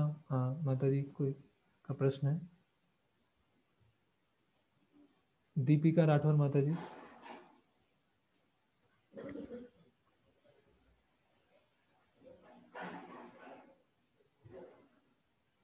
वॉइस नहीं आ रही। फिर फाल्गुन प्रभु जी, आपका प्रश्न। यस प्रभु जी। हाँ जी। दंडवत प्रणाम प्रभु जी। हाँ, दंडवत प्रणाम, जय श्री प्रभुपाद। हरे कृष्ण प्रभु जी, थैंक यू वेरी मच प्रभु, thanks a lot for the wonderful lecture. अभी का और पहले वाले सब इट्स वंडरफुल प्रभु, thanks a lot for guiding us. प्रभु जी, एक क्वेश्चन ये था कि जी। ये प्रचार में जैसे लोग कई बार देखते हैं कि शिव पुराण मांगते हैं, तो कुछ जैसे फिर आंसर नहीं निकलता है। कहने का मतलब कि भाई हम प्रयत्न करते कि भाई चलो ये भगवत गीता या कृष्ण बुक, रामायण, भागवतम, लेकिन 2-3 बार ऐसा हो चुका है कि कहीं ऐसे भी कहने वाले कि भाई शिव की पूजा करो और सब हो जाएगा। और मेनली जैसे वो लोग शिव पुराण, अभी शिव पुराण एक 2-3 बार ऐसा भी हुआ कि शिव पुराण में आपके पास शिव पुराण है, तो हमको जैसे उसके ये प्रचार में अगर उनको जैसे समझाना है तो पर्टिकुलर ये जैसे ग्रंथ को लेके, तो हम जैसे हम बता सकते हैं कि भाई देखो ये भागवतम में भी शिव जी का पूरा स्तुति है। बेसिक बोलते हैं, लेकिन अगर कुछ ज्यादा अगर आप करें तो really appreciated Prabhu, thank you. Actually मैंने वो जो तीसरा सेक्शन है दूसरे अध्याय का, उसमें कर्म कांड की चर्चा होने वाली है ना। तो कर्म कांड में हम और देवी देवताओं का भी कई बार भगवत गीता में डिस्कशन आएगा, तो उस समय हम ये डिस्कस करेंगे, क्योंकि इतने सारे अलग अलग पुराण क्यों बने हैं, और अलग अलग पुराणों में कभी किसी देवी देवता को परम माना जाता है, कभी किसी को परम माना जाता है, तो उस समय हम चर्चा कर लेंगे इसके बारे में। Okay that's fine. ठीक जी, thank you very much. Hare Krishna.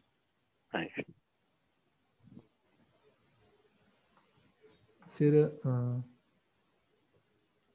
Exam return में श्लोक भी कोट करना होगा। हाँ, जहाँ भी आवश्यकता होगी वहाँ पर श्लोक को हम कोट कर सकते हैं। और इसमें कैसा है कि जैसे हम प्रभुपाद जी के लेक्चर सुनते हैं, तो प्रभुपाद जी कभी पूरा श्लोक बोलते हैं, कभी आधा बोलते हैं, या कभी 1/4 बोलते हैं। तो इस तरह भी श्लोक को कोट किया जा सकता है और उसका क्रमांक लिखा जा सकता है ना। और धीरे धीरे आदत ऐसी हो कि हम पूरा श्लोक ही कोट कर सकें। ठीक है, तो यहाँ और किन्हीं भक्तों का प्रश्न नहीं है। ठीक, एक ये एग्ज़ाम इम्पोर्टेंट है, इसलिए इसके जोर देने के लिए मैं बता रहा हूँ कि जो गौड़ीय मठ था भक्ति सिद्धांत सरस्वती ठाकुर के टाइम पर, तो वहाँ पे भक्ति शास्त्रीय एग्ज़ाम होते थे, है ना। और जो भक्ति शास्त्री एग्जाम होते थे वो किस दिन होते थे? गौर पूर्णिमा के दिन होते थे, है ना? क्योंकि एग्जाम लिखना ये अपने आप में एक डिवोशनल एक्टिविटी है, कीर्तन है, भगवान की हम कीर्ति गा रहे हैं। ऐसा नहीं कि तो कई भक्त क्या है, फिर प्रवचन के बाद पूछते हैं कि हमारे पास समय नहीं है, इतनी सारी सेवाएं हैं, ये है। तो पूरा 1 हफ्ते का समय है तो एग्जाम पढ़े, क्योंकि वो एक भक्ति में सेवा है ना। और एक अभी तो पहले अध्याय हुआ है, छोटा सा अध्याय है, तो उसको 2-3 दिन में अच्छी तरह से आप पढ़ लें और फिर उसमें एग्जाम होगा। फिर प्रश्न है, एक माता जी कल पूछ रही थी, मैंने गीता प्रेस की भागवतम पढ़ी नहीं तो मैंने समझा नहीं पाए, पढ़ी नहीं तो मैं समझा, प्रश्न समझ में नहीं आया है। गीता प्रेस की भागवतम पढ़ी नहीं तो मैं समझा नहीं पाए, थोड़ा गीता प्रेस की भागवतम हमारी भागवतम में क्या डिफरेंस है? एक तो नाम में डिफरेंस है, वो गीता प्रेस की, वो इस्कॉन की है। और गीता प्रेस एक प्रेस है, उसमें बहुत संक्षिप्त रूप में दिया है, स्टोरीज हैं, उस तरह से दिया हुआ है। और जो भी भागवतम में शास्त्र है, आचार्यों की कमेंट्री होना चाहिए, तो उसमें प्रभुपाद जी, रामानुजाचार्य, मध्वाचार्य सबकी कमेंट्री इंक्लूड किया गया है। क्योंकि एक तरह से देखा जाए तो तात्पर्य जो होते हैं अनुवाद से ज्यादा महत्वपूर्ण होते हैं। जो तात्पर्य होते हैं वो अनुवाद से भी ज्यादा महत्वपूर्ण होते हैं। क्यों? क्योंकि अनुवाद के अंदर जो मर्म है, हृदय है भगवान का, वो तात्पर्यों में होता है। तो भगवत गीता, जो गीता प्रेस की भागवतम है उसमें इस तरह से नहीं है। वर्स रिसाइटेशन का एग्जाम कब होगा? वर्स रिसाइटेशन का एग्जाम मान के चलिए बुधवार से होगा, बुधवार या मंगलवार से होगा। और कौन कौन से वर्ष हमको याद करने हैं, मैं आज दोपहर या शाम तक उसका लिस्ट जो है ग्रुप में वो आ जाएगा।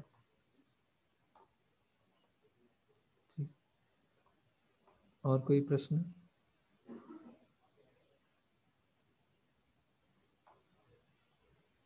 ठीक है, तो यहाँ हम समाप्त करते हैं। हरे कृष्णा। श्रील प्रभुपाद की जय। भगवत गीता यथारूप की जय।